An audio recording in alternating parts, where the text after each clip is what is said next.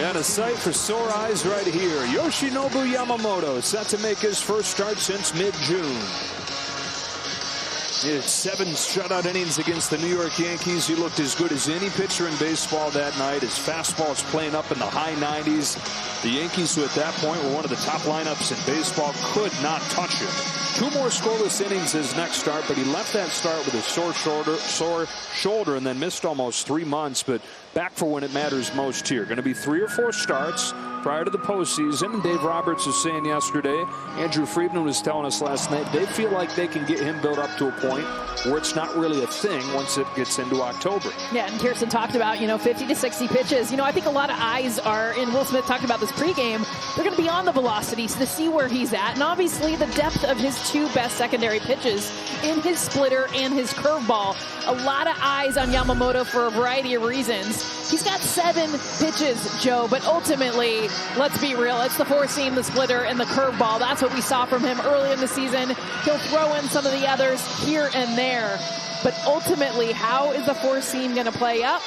At velocity and the splitter and the curveball, how much bend are they going to have? 2 minor league rehabs, 2 innings in each, although he threw 53 pitches on Tuesday in his last one. So the bigger thing in Dave Roberts' mind is the up-down, right? He doesn't necessarily see it going 2 to be. He's got the pitch count up there, but he's only done the 1 up-down, right? The 2 innings of work. So he's going to keep an eye on him, and he's going to have a few starts to ramp those things up towards October.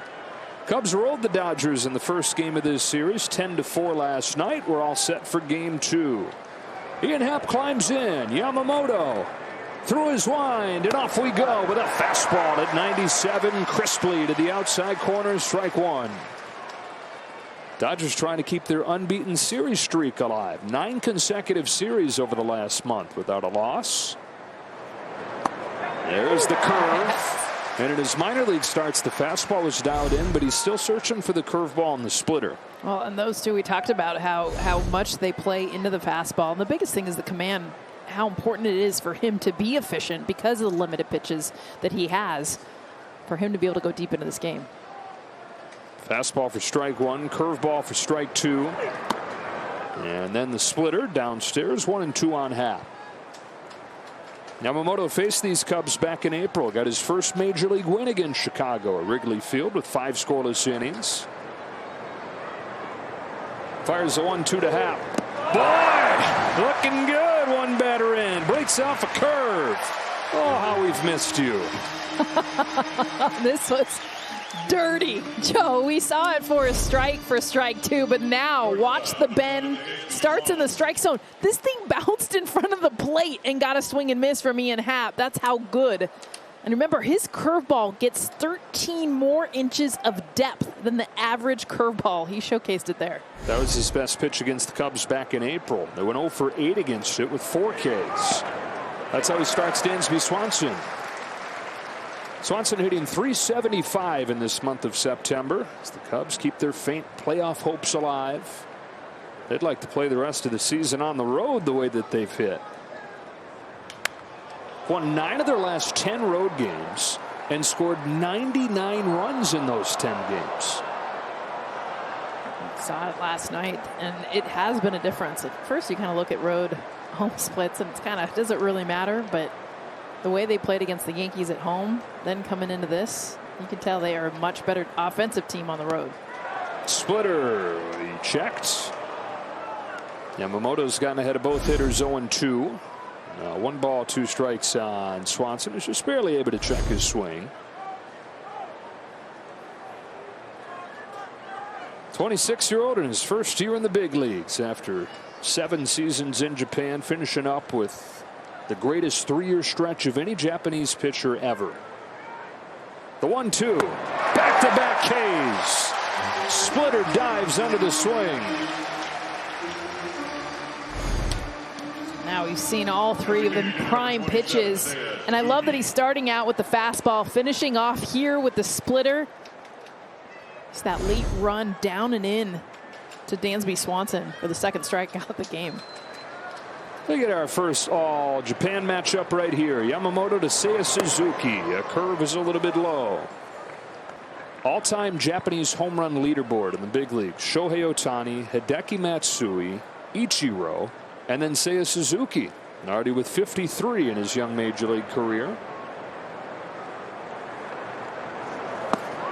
1 ball, 1 strike. They've missed these splitters by a good foot. Yeah, I mean, they're not even starting. You look at the bottom of the zone, and then they're dropping so far out. That shows you how late it's moving.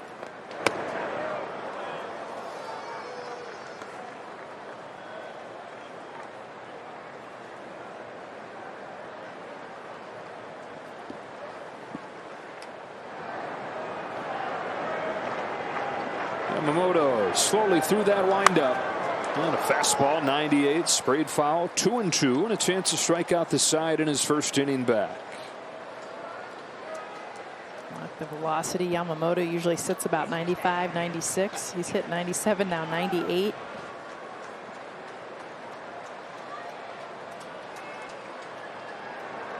Here's his 2-2.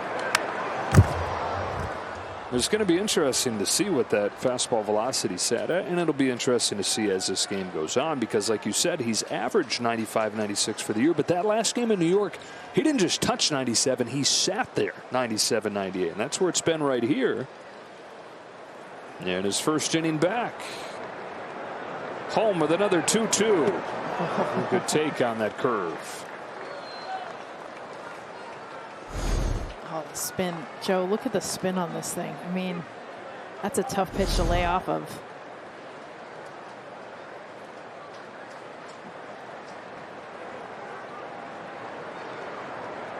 Here's the payoff.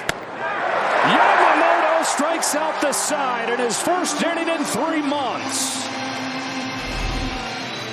Curveball for the first strikeout of the game, then went to the splitter, and it was a beauty. How about fastball painted